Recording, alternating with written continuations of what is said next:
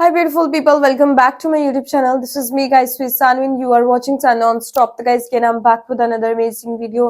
आज की जो हमारी वीडियो है पाकिस्तान के हालात और सिचुएशंस जो हैं वो दिन ब दिन बद से बदतर और बदतरीन की तरफ जा रहे हैं। सभी लोगों को पता है, हमारी तो यही दुआ है कि तरक्की हो हमारी कंट्री की, बट कोई ऐसे चीजें नजर नहीं आ रही कि तरक्की हो रही है, कहाँ हो रही है, किधर हो रही, कुछ समझ नहीं आ रहा है। एक तो पाकिस्तान के जितने भी सूबे हैं, ठीक है, वहां पर यूनिटी नजर नहीं आ रही। मतलब अब देखे ना कि खैबर पख्तूनख्वा में और उसके बाद बलोचिस्तान के अंदर जो है वो धमाका हो गया है, ठीक है। चैंपियंस ट्रॉफी का मौका मेजर गौरव आलिया की, फिर मैं यहाँ पे बात जो है वो करना चाहूंगी। उन्होंने बोला कि जब जब मैच हुआ है तब तब धमाका हुआ है। धमाका पाकिस्तान में हुआ है या धमाका जो है वो इंडिया के अंदर हुआ है। नॉर्मलाइज उन चीजों को किया जाता है मैच के थ्रू। तो प्रशांत धवन स्टडी आईक्यू के चैनल से ये वीडियो मुझे सजेस्ट हुई थी। मतलब उन्होंने नहीं सजेस्ट किया कि हमारी वीडियो के ऊपर रिएक्शन वीडियो बनाए, मेरे व्यूअर्स ने जो है ये वीडियो जो है वो मुझे सजेस्ट की कि आप इसके ऊपर बात करें, इसके ऊपर वीडियो बनाएं। और फिर क्या है कि ज्यादा जब लोग एक ही चीज को सजेस्ट करते हैं तो मैं वो जो है उसके ऊपर रिएक्शन वीडियो लाती हूँ। और अभी जो है मैं क्या ही कहूँ, पाकिस्तान के खैबर पख्तूनख्वा की तरफ और बलोचिस्तान की तरफ बहुत सिचुएशन खराब हो चुकी है। वहां पर डेवलपमेंट्स ना होने की वजह से वहां के लोग जो है ना वो अब गवर्नमेंट पाकिस्तान को कोस रहे हैं कि आपने यहाँ पर ये काम क्यों नहीं किया। अब वो एक हिसाब के रिबेल बंदा नहीं हो जाता, वैसे टाइप की जो है वो उनकी सिचुएशन है। सुन वो किसी की भी नहीं रही, आप लोगों को पता है। तो खैर फटाफट से वीडियो की तरफ चलते हैं। लाइक सब्सक्राइब एंड शेयर करते जाइएगा। अपनी राय कमेंट में जरूर बताइएगा इन सारे मामलात को, मुद्दों को लेकर आप लोग क्या सोचते और कहते हैं। और बाकी की बातें साथ साथ वीडियो के लास्ट में मैं करूंगी। पहले प्रशांत धवन की बात सुन लेते हैं। तो let's jump into the video. Hello नमस्कार, मैं हूं आशीष और मैं आपका वेलकम करता हूं स्टडी आईक्यू आईएस में। नाउ पाकिस्तान के दो डिफरेंट रीजन में, मतलब बलोचिस्तान और खैबर पख्तूनख्वा में एक ही दिन में अटैक होता है। इसी टाइम में पाकिस्तान परेशान है चैंपियंस ट्रॉफी को लेकर। पूरी दुनिया में सारी क्रिकेट टीम्स ये कह रही हैं भाई पाकिस्तान अब दोबारा नहीं लौटना, सेमीफाइनल भी हो तो शिफ्ट कर दो यहां से। इतनी बुरी स्थिति है, दुनिया भर में इसे कवर किया जा रहा है किस तरीके से डेडली अटैक्स चल रहे हैं पाकिस्तान में। इसी टाइम में बांग्लादेश और पाकिस्तान ये साथ में अपना मर्जर कर रहे हैं, एक साथ बहुत सारी बैक चैनल में डिप्लोमेसी मीटिंग्स और सिक्योरिटी कॉन्फ्रेंसेस चल रहे हैं। और दोस्तों बांग्लादेश की भी स्थिति कुछ ऐसी है और मैं आपको इसका सिंपल दो क्लियर रीजन बताता हूं। एक साइड से बोला जा रहा था China Pakistan economic corridor 50-70 billion dollar लगाएगा, एक साइड से बांग्लादेश को अमेरिका का सपोर्ट मिल रहा था। दोनों कंट्रीज ने अपना सपोर्ट खींच लिया। एक साइड में डोनाल्ड ट्रंप पूरी दुनिया को फ्लक्स में डाल रहे हैं अपने हाथ को विड्रॉ करके, अमेरिका अपनी हैंड को विड्रॉ कर रहा है। इसका मतलब एसेंशियली सारे फंड्स फ्रीज हो रहे हैं। इनफैक्ट अमेरिका का सबसे बड़ा पपेट व्लादिमीर ज़ेलेंस्की, उसको पैसे मिलना भी बंद हो चुके हैं। तो बांग्लादेश तो बहुत दूर की बात है। कहानी समझते हैं क्यों दुनिया कह रही है कि कहीं ये अननोन गनमैन शरारत तो नहीं कर रहे और क्या भारत वापस से टू नेशन थ्योरी पे काम तो नहीं कर रहा। ना दोस्तों पूरी साउथ एशिया इस टाइम में एक फ्लक्स में है। साउथ एशिया में पर्टिकुलरली दो कंट्रीज जो काफी रेडिकल आइडियोलॉजी लेके चली थी, रेडिकलाइजेशन रिसेंट टाइम्स में बांग्लादेश में काफी बढ़ चुका है। इन दोनों कंट्रीज में इस पॉइंट ऑफ टाइम में मैसिव कियोस हो रखा है। वीडियो को इसी पॉइंट ऑफ टाइम में लाइक और शेयर कर दीजिए। ना यहां पे चैंपियंस ट्रॉफी के लिए एक बहुत बड़ी खबर है कि भाई अब पाकिस्तान को इतने सारे पैसे खर्च किए, इन्होंने नए नए स्टेडियम बना दिए, सब कुछ कर दिया और ये नंबर 1 आर्मी, नंबर 1 कंट्री, इसने सब कुछ किया ताकि भाई इसकी इज्जत बढ़े पूरी दुनिया में। विराट कोहली यहां पे क्रिकेट मैच खेलने आए, वो अलग बात है कि भारत सेमीफाइनल जीतने के बाद अब दुबई में मैं कहूंगा आगे के मैच होंगे। Bomb attack in north west Pakistan raises security concern. भाई दूसरे सेमीफाइनल पे क्वेश्चन आ गया है, south Africa versus New Zealand champions trophy semifinal पे बहुत सारे क्वेश्चंस आ रहे हैं। और यहां पे सिक्योरिटी एक्सपर्ट्स का कहना है कि भाई अगर आप फॉरेनर हैं और अगर आप पाकिस्तान में है तो अपने जो भी होटल है वहां से बाहर मत निकलिए, जो भी आपकी सिक्योरिटी प्रेमाइसेस है वहां से बाहर मत निकलिए। दो पर्टिकुलर प्रोविंसेस बिल्कुल वोलेटाइल हैं पाकिस्तान के इस टाइम में, पहला है बलोचिस्तान और दूसरा है खैबर पख्तूनख्वा। नाउ सक्सेसिवली अगर आप रीसेंट वीडियोस देखेंगे तो मैंने आपको बताया है किस तरीके से खैबर पख्तूनख्वा में अटैक हुआ है। उसके बाद मैंने आपको बताया है कि बलोचिस्तान में सारे रेबल्स ने एक साथ मैं कहूंगा एक कोलिशन बना लिया है पाकिस्तानी मिलिट्री नंबर 1 सेना के अगेंस्ट, और क्लियर इंटेंशन है कि भाई इस दो प्रांतों में यहां के एथनिक ट्राइब्स के अलावा बाहर के ये जो पंजाबी मूल के पाकिस्तानी हैं ये बिल्कुल एंटर ना करें। हाँ जी, सारे पंजाबी रोड लोग चेक हैं। ना के, रेलवे, ब्रिजेस, टनल्स, सर किसी में भी गोलियां तरीके से, मारते हैं वो। चाहे वो चाइना ने बनवाया हमारे हो, चाहे एक पाकिस्तान ने relative को बनवाया हो, लगी है गोली। चाहे ये किसी अमेरिकन एड के कारण बना हो, किसी को भी अंदर अलाउ नहीं करना। और अगर ये अंदर आ जाते हैं तो इनको चुन चुन के एलिमिनेट किया जा रहा है। और यहां पे कहीं ना कहीं पाकिस्तान खुद एक अमेरिकन ट्रैप में भी फंस चुका है। नाउ पहले बलूचिस्तान की बात करते हैं। बलूचिस्तान में सबसे बड़ा इशू है फोर्स्ड डिसअपियरेंस। ये भाई सारी औरतें एक साथ बार बार प्रोटेस्ट करती हैं, कहीं पे मौन प्रोटेस्ट करती हैं, कहीं पे आमरण अनशन करती हैं, कहीं पे पीसफुल प्रोटेस्ट कर रही होती हैं। इनके ऊपर भी कोड़े डंडे बरसाए जाते हैं। ये सिंपल सा डिमांड है इनका कि भाई हमारे मर्दों के बारे में बता दो कि क्या वो जिंदा भी हैं, और अगर वो जिंदा नहीं है तो ये तो बता दो कहां उन्हें दफनाया, वेयर आर दी बॉडीज। ये एक बहुत सीरियस ह्यूमैनिटेरियन क्राइसिस है, और मैं कहना चाहता हूं यूनाइटेड नेशन को कि भाई इसके ऊपर जरा फोकस करना चाहिए। क्या ह्यूमैनिटेरियन एंगल है? मैंने आपको बताया कि बलूचिस्तान रेजिस्टेंस ग्रुप्स ये सब बहुत क्लियर इंटेंशन के साथ आ चुके हैं कि भाई चाइना और पाकिस्तान, इनके जो पूरा कॉम्बिनेशन है इसको हिट करना है, हर इंफ्रास्ट्रक्चर प्रोजेक्ट को हिट करना है, क्योंकि बलोच लोगों की जमीन को हथियाया गया। चाइनीज इंजीनियर्स आए, चाइनीज वर्कर्स आए, पाकिस्तान की नंबर 1 सेना आई और इनको एक्सप्लॉइट किया गया, इनकी औरतों के साथ दुष्कर्म किया गया, इनके मर्दों को मारा गया, इनके बच्चे गायब हुए, और इसीलिए Balochistan is up in arms. और बलोचिस्तान आज आजादी चाहता है। यहां के मेंबर ऑफ पार्लियामेंट खुद पाकिस्तानी असेंबली में कह चुके हैं कि बलूचिस्तान के 7 से 8 डिस्ट्रिक्ट वो जा चुके हैं। नाउ कल की न्यूज है, और मैं आपको कितने न्यूज बताऊं ऐसे डेली जब भी फ्लक्स की कहानी बाहर आती है। एक तो ये कहानी बाहर नहीं आना जाती, एक एक दिन में 3-3 4-4 अटैक हो रहे हैं दोस्तों। बिल्कुल सिचुएशन आउट ऑफ कंट्रोल है, कोई लॉ एंड ऑर्डर नहीं है। कल की बात है, फीमेल बॉम्बर टारगेट्स पैरामिलिट्री। मैंने आपको क्या कहा कि चाहे इनके रेंजर्स हो, इनके बॉर्डर फोर्सेस हो, इनकी आर्मी हो, इनकी पुलिस हो, इनके नॉर्मल जो क्लर्क्स पियोन्स हो, सबको टारगेट किया जा रहा है हर जगह। और लोग बिल्कुल सोच नहीं रहे अपनी लाइफ के बारे में। 1 घंटे पुरानी न्यूज है कि भाई यहां पे इनके जो पर्टिकुलर एक डेथ स्क्वाड चलाते हैं, पाकिस्तान एक डेथ स्क्वाड चलाता है, इसका नाम है Samad Sulemani. So Pakistan backed death squad operative Samad Sulemani को हिट किया गया है, और यहां पे सीरियस ब्लास्ट किया गया है बलूचिस्तान में। अब आप पूछेंगे इसका रीजन कहां है, तो जरा रीजन को गौर से देखिए। आपको दिख रहा होगा सारे ट्रंक रूट्स यहां पे आके मर्ज हो रहे हैं, और यहीं पे पाकिस्तान मिलिट्री का एक कैंटोनमेंट भी है। जस्ट इसी के पास में ये ब्लास्ट होता है, और नेचुरल सी बात है ये भी एक सुसाइड ब्लास्ट है। अब आप सोचेंगे कि पाकिस्तान इस टाइम में सुधर रहा होगा, क्योंकि दुनिया भर में पाकिस्तान चिल्ला के बोल रहा है कि भाई वो परेशान है मिलिटेंसी से, टेररिज्म से, बट यहां पे तो जैश के हेडक्वार्टर्स वो तो बड़े हो रहे हैं। FATF के सैंक्शन लगे, ग्रे लिस्ट में डाला, भाई ब्लैक लिस्ट में डालने की बात थी। भारत ने मैसिव प्रेशर लगाया पूरी दुनिया में। पाकिस्तान अब दुनिया की नंबर 1 फैक्ट्री बन चुकी है। आप कमेंट में जरूर बताइए किस चीज की। वीडियो को सारे ग्रुप्स में जरूर शेयर करिए ना। यहां पे इनका ये जो दोहरा चरित्र है ये एक्सपोज करना जरूरी है, क्योंकि एक साइड से ये कहते हैं कि बलोच जो कि अपनी फ्रीडम की बात कर रहे हैं वो मिलिटेंट्स हैं, वो रेबल्स हैं, और रिसेंटली 2 दिन पुरानी न्यूज है, एक सिख आदमी को भी इन्होंने अरेस्ट कर लिया ये कह के कि भाई टेररिज्म में ये इन्वॉल्व है। अब मैंने नहीं देखा भाई पाकिस्तान खुद से ये लोगों को पालता है, और उसके बाद में भारत के ऊपर कोई स्टोरी बनाने के लिए, राह की साजिश है बोलने के लिए, ये ऐसे ही जान के किसी हिंदू को पकड़ लेंगे, किसी सिख को पकड़ लेंगे, किसी माइनॉरिटी को पकड़ लेंगे, और फिर एंड में बोलेंगे सब राह की साजिश। और यहां पे देखिए ये अपना हेडक्वार्टर एक्सपैंड कर रहे हैं। बट आप सोचेंगे ये क्या हुआ, कुछ नहीं होता।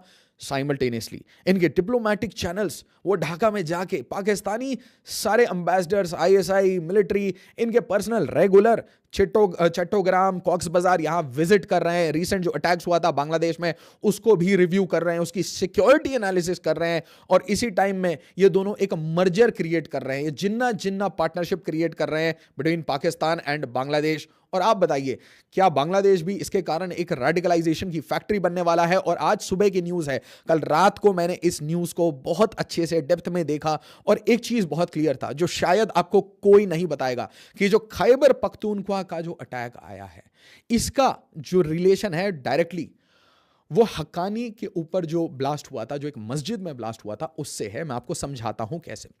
नाउ एसेंशियली ये अटैक खैबर पख्तूनख्वा में होता है, एक दूसरा प्रोविंस जो कि अगेन आजादी मांगना चाहता है और अफगानिस्तान के साथ मर्ज करना चाहता है, क्योंकि यहां पे भी पश्तूनों की सेम कहानी है। फोर्स्ड डिसअपियरेंस, औरतों के साथ दुष्कर्म, इनके मर्दों को गायब करना, एलिमिनेट करना, ये सारा काम हो रहा है। लोकेशन ध्यान से देखिए, बिल्कुल एफ पाक बॉर्डर पे, और ऐसा बॉर्डर जिसको खुद अफगानिस्तान तालिबान कोई नहीं मानता। तो आज 2 प्रोविंसेस रेस्टिव हैं। यहां पे बोला जा रहा है, अनऑफिशियल रिपोर्ट्स हैं, 40 से ज्यादा लोगों की अभी तक मृत्यु हो चुकी है। ये मैं कहूंगा ऑपरेशन हीरोफ के लेवल का एक ऑपरेशन था, काफी ब्रूटल ऑपरेशन था। उसके बाद देखिए, इसे लिखा जा रहा है कि ये कार सुसाइड, एक्चुअली ये ट्विन ब्लास्ट था। बट इसके बाद अब पाकिस्तानी मिलिट्री का एक स्टेटमेंट आता है कि भाई यहां पे फिजिकल इन्वॉल्वमेंट है अफगान नेशनल्स की, और ये बहुत सीरियस बात है। आप सोचिए क्या कह रहे हैं, ये कह रहे हैं अफगानिस्तान और तालिबान इन्वॉल्व है। ये पाकिस्तानी तालिबान की नहीं कह रहे, ये अफगानियों की बात कर रहे हैं, अफगानिस्तान का नाम उछाल रहे हैं। अब पहले ये भारत के बारे में बोलेंगे, रा के बारे में बोलेंगे, उससे पहले उन्होंने बंगालियों के बारे में, बांग्लादेश के बारे में बोला था, जो उस टाइम में ईस्ट पाकिस्तान था। रॉ, भारत, कॉन्स्पिरेसीज, ये सब कुछ बोलते रहेंगे, बीच में मोदी मोदी भी कहते हैं। अब ये देखिए कह रहे हैं कि अफगानिस्तान पाकिस्तान के अंदर टेररिज्म फैला रहा है। आप सोचिए ये कहां तक जा सकते हैं, कहां तक गिर सकते हैं। अब आप सोचिए कि इसके डॉट्स कहां जाके कनेक्ट होते हैं। नाउ रिसेंटली मैंने आपको बताया था, ऑलरेडी टेंशंस काफी एस्केलेट हो चुके हैं ऑन बॉर्डर, और ये है आपका तोरखाम बॉर्डर। यहां पे बिल्कुल 11 दिन से बिल्कुल सब कुछ बंद है, to and fro, shelling, firing, सब कुछ चल रहा है। और 2 दिन पहले मैंने आपको बताया था कि एक ब्लास्ट हुआ था खैबर पख्तूनख्वा में। इस ब्लास्ट में एक टॉप क्लेरिक की एलिमिनेशन की गई थी, और ये टॉप क्लेरिक हक्कानी नेटवर्क से था। और मैंने आपको यह भी बताया था कि जो हक्कानी नेटवर्क है, ये नंबर 1 एनिमी है किसका? अमेरिका का। तो नेचुरल सी बात है, इसमें कहीं ना कहीं पाकिस्तान ने मदद की अमेरिका के एक दुश्मन को एलिमिनेट करने, और उसी का ये रिप्लाई मिला आज जो बन्नू में मिला था। तो दोस्तों, ये अननोन गनमैन भारत को क्रिएट करने की भी जरूरत नहीं है, ये खुद ही एक्टिवेटेड रहते हैं। और ये रीजन था खटक का, ये भी खैबर पख्तूनख्वा का रीजन था। यहां देखिए इसके बारे में बीबीसी कितने क्लियरली वेस्ट कवर कर रहा है कि ये कहीं ना कहीं वेस्ट के इंटरेस्ट में था। जिस टाइम में अटैक हुआ था, मैंने इसके ऊपर वीडियो बनाना शुरू किया, उसी टाइम में मैंने देखा वॉइस ऑफ अमेरिका इसे कवर कर चुका है। तो 6 killed in blast at Pakistan university of जिहाद।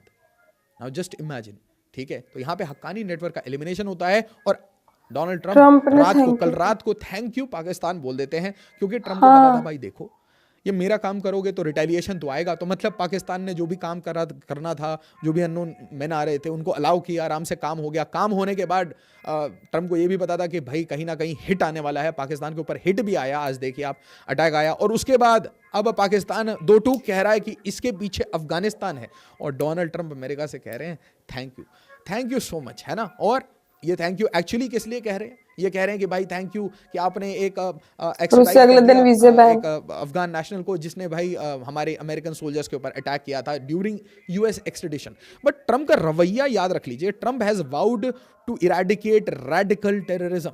सीधी बात है 2-2। और इसका प्राइम टारगेट आपको क्या लगता है कौन होगा? 2 कंट्रीज प्राइमरली मुझे यहां दिखती हैं, और अगर बांग्लादेश चाहे तो इस लिस्ट में जरूर आ सकता है। पहला नंबर है ईरान का, दूसरा, क्योंकि Iran is an enemy of Israel और अमेरिका, सीधी बात है। दूसरी कंट्री है पाकिस्तान। अब पाकिस्तान के साथ इशू ये है कि पाकिस्तान एक ऐसी इस्लामिक कंट्री है जिसके पास न्यूक्लियर वेपन्स है, और ये कंजर्वेटिव्स के लिए, रिपब्लिकन्स के लिए बिल्कुल अच्छी न्यूज नहीं है। नाउ आप सोचेंगे अचानक से मैं डोनाल्ड ट्रंप और चाइना को क्यों ले आया? क्योंकि आपको ग्लोबल पॉलिटिक्स को, ग्लोबल डायरेक्शन को समझना जरूरी है।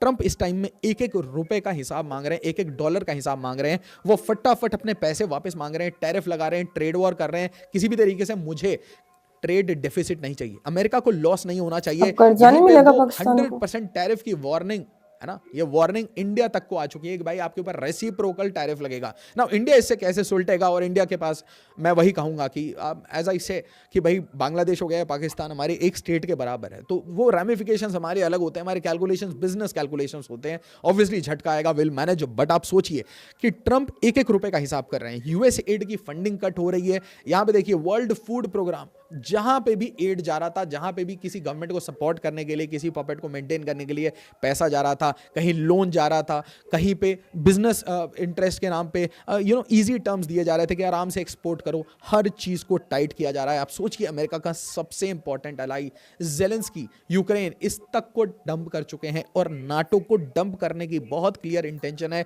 या तो यहां पे वेस्टर्न यूरोप सामने ट्रंप के झुकेगा और क्लियरली बोलेगा कि भाई मैं आपके सामने झुकता हूं, मैं नाटो में अपना बजट बढ़ा दूंगा, या तो इनकी हालत खराब होने वाली है। और यहां पे क्लियरली अब लिखा जा रहा है कि United nation, IMF, world bank और नाटो से एग्जिट ले सकते हैं। अब आप सोचेंगे भाई ये क्या है? ये है बांग्लादेश के export figures to America, $6 billion, $8 billion, ठीक है कोई बात नहीं।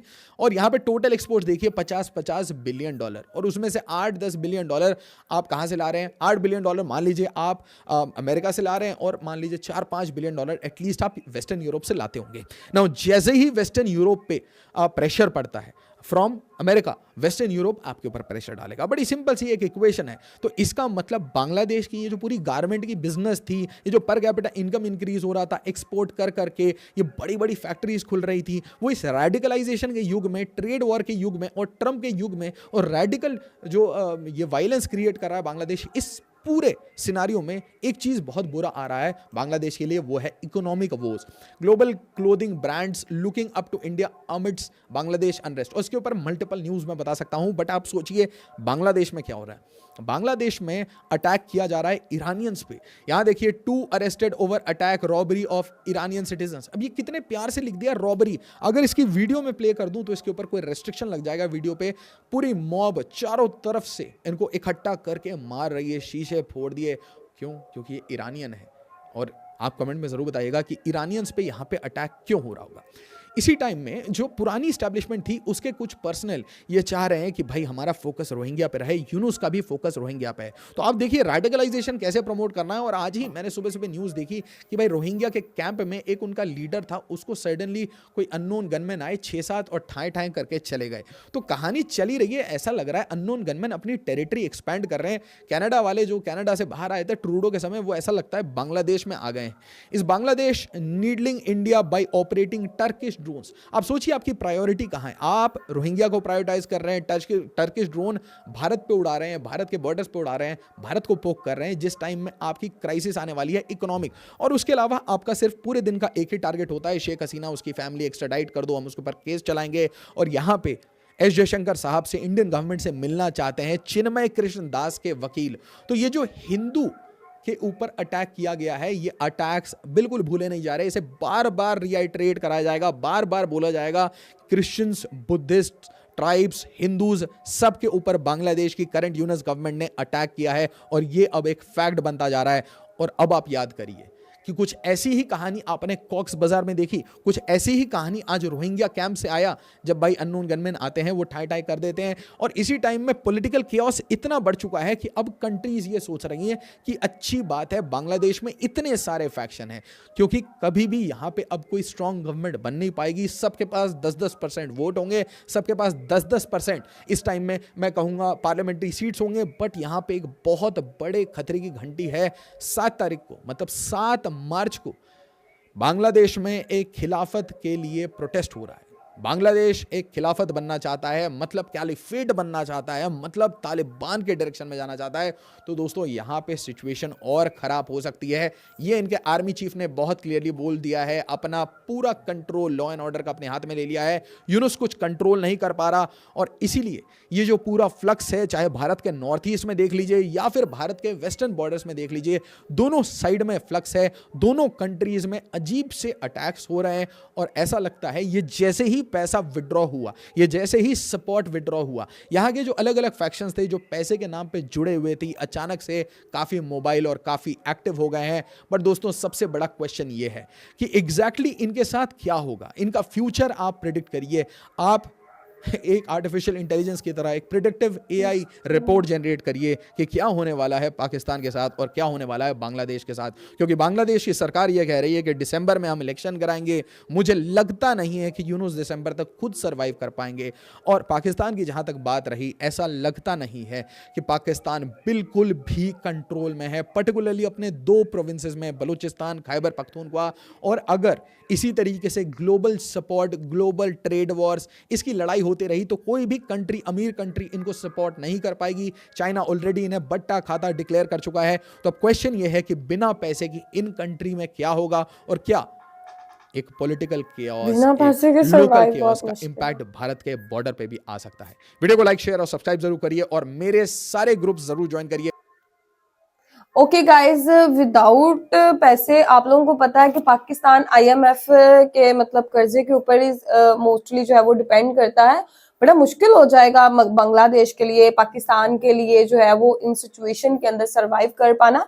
बिकॉज ट्रम्प ने जब से वो मतलब सीट संभाली अपनी, बहुत घेरा तंग कर दिया है। पहले जो है वो इलीगल लोगों के ऊपर जो है वो टारगेट किया, ठीक है, उनको, उन लोगों को टारगेट किया, चाहे वो इंडिया से थे, किसी भी कंट्री से थे, उनको उनके घरों तक पहुंचाया, डिपोर्ट किया। अभी जो है उस ट्रम्प ने पहले पाकिस्तान को जो है वो थैंक यू बोला, टेररिस्ट पकड़ा अफगानिस्तान से जो था। अब मुझे इस चीज का क्लियर नहीं पता, लेकिन बोला तो यही जाता है। और उसके बाद साथ ही जो है वो अफगानिस्तान प्लस पाकिस्तान के वीजे बैन होने की जो है वो खबर भी शाया होगी। ट्रम्प की तरफ से ये कंफर्मेशन अभी नहीं आई कि वीजे बैन किए गए कि नहीं, लेकिन कल रात से ये न्यूज बहुत ज्यादा चल रही है कि पाकिस्तान के ट्रैवल वीजे जो है वो बैन कर दिए गए हैं। और अभी ट्रम्प जो है वो अपने पैसे, एक एक पैसा कह रहा है कि इन कंट्रीज से मैं निकलवाऊंगा। चाइना भी और इंडिया भी किसी हद तक वो अपने पैसे कर लेंगे, ठीक है, कंपनसेट हो जाएंगी उनकी कंट्री के अंदर चीजें, बिकॉज वो लोग तरक्की याफ्ता है, वो कर लेंगे। लेकिन जो अंडर डेवलप्ड कंट्री है लाइक पाकिस्तान और बांग्लादेश, ये इन सिचुएशन के अंदर सर्वाइव बहुत मुश्किल से करेंगे। रही बात पाकिस्तान की, पाकिस्तान के अंदर आए दिन धमाके होते हैं, ठीक है, और जो है वो बोला जाता है कि पाकिस्तान एक टिपिकली फैक्ट्री बन चुका है। किस चीज की वो आप लोग बताइएगा। लेकिन कहीं ना कहीं जो है वो पाकिस्तानियों को जो है वो बाहर किसी भी कंट्री के अंदर वो जब जाते हैं तो उनको उसी नजर से देखा जाता है कि यार ये बंदा कुछ लेके ना आया हो। ये मतलब अगर यहाँ पे आया है तो हमारी कंट्री के अंदर, जैसे कि हमारे मुल्क के प्राइम मिनिस्टर ने भी ये बोला था कि जब भी हम दूसरी कंट्री के अंदर जाते हैं तो वो लोग कहते हैं कि ये हमसे कुछ मांगने तो नहीं आए। तो हम लोग तो इस चीज से रिकग्नाइज करना शुरू हो गए कि या तो ये कुछ यहाँ पर करेंगे एक्टिविटी, ठीक है, गलत किस्म की, या तो ये हमसे कुछ मांगेंगे। तो इस हिसाब से हमको जो है रिकग्नाइज किया जाता है वर्ड के ऊपर, जो कि बहुत गलत चीज है, ऐसे नहीं होना चाहिए। हम लोगों को भी तरक्की की तरफ जो है वो जाना चाहिए। हमारा दिल करता है कि हमारी कंट्री तरक्की की तरफ जाए, लेकिन इस तरह के हालात रहेंगे तो बहुत मुश्किल हो जाएगा तरक्की करना। तो खैर, आप लोगों का क्या कहना है इस चीज के बारे में जरूर बताइएगा। प्रशांत धवन ने बहुत डिटेल के साथ बहुत अच्छे से सारी चीजों को क्लियर किया है, समझ आई है चीजों की। तो ऐसी कोई भी और वीडियो के ऊपर आप लोगों को रिएक्शन मजीद चाहिए तो जरूर बताइएगा। कुछ वीडियोस ऐसे होते हैं जिनके ऊपर मैं रिएक्शन नहीं कर सकती, आप लोगों को भी पता है क्यों नहीं कर सकती। सारी सिचुएशन सिनेरियो आप लोगों के सामने है और कभी कभी मुझे कुछ वीडियो के पार्ट्स भी जो है वो कट करने पड़ते हैं, बिकॉज मैं उनके ऊपर रिएक्ट नहीं कर सकती। पाकिस्तान के अंदर जो चीजें बैन है मैं उनके ऊपर रिएक्ट नहीं कर सकती, सिंपल सी बात है। मतलब मुझे भी अपनी लिमिट्स के अंदर रह के काम करना पड़ता है। तो गाइज, आप लोगों का आज की वीडियो के बारे में क्या कहना है? Do like, subscribe and share करते जाएगा। तो चलिए गाइज, मिलते हैं आपको नेक्स्ट वीडियो के अंदर। बाय।